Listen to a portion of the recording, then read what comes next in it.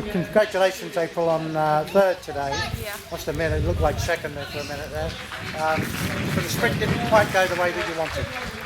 Yeah, it's always a close finish at Curlew, but I kind of left it a little bit too late. Abby went like from the corner, and I just should have gone a bit earlier. Yeah. Well, on a downhill sprint like that, about how far out does the action actually commence?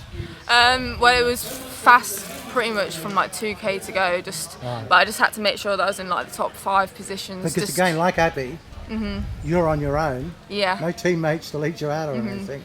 So it's I guess it's a bit messy for you in terms of choosing the right wheels and.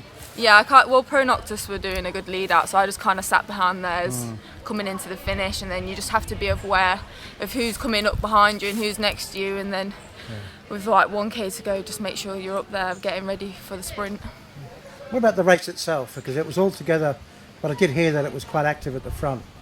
Was it a hard effort in the bunch there? Yeah, it was pretty hard like throughout the race. On the Riles, they always went pretty hard at the climbs, the Cams girls. It did separate a little bit on the climb, but then I knew it would always come back together because it's such a fast like 10k to the finish. You're never going to stay away. Because I think on the second time of the Riles there was 6 away, but we caught them. Yeah. And you've got the women's tour coming up, which it's a huge event, not just for you, but for all the British teams and the British riders riding what is a national tour.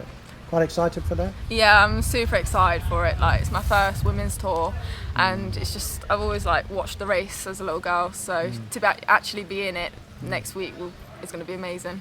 Well, I guess having had the experience you've had, because you've ridden some pretty big races this year on the continent, now you get to ride a big race at home.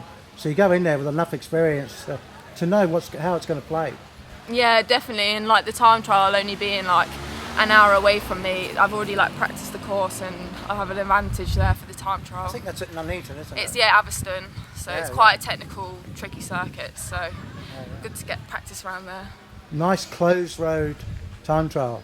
You probably don't get to experience that much except outside of the British Championships. Yeah, it's going to be good. Like, you need the roads to be closed on that course because then you can go around the corners at full speed. It's not a dual carriageway. No, definitely not. It's like got a climb at the beginning and then it's like a really fast finish downhill. Yeah. And what would you finally like to take out of the tour? Having ridden a lot in Europe already, what are the goals? Well, obviously we'll probably have like Joss as GC, and then we'll just maybe like go and get in the break one of the stages, just see how it goes really. I'm just wondering how you regard yourself, because I've seen you right up there in bunch kicks and stuff. So are the bunch kicks going to be your domain? Probably be on lead out duty, or see how whoever's feeling the best on the day. Oh yeah. All right. Well done. Congratulations and good luck on the women's tour.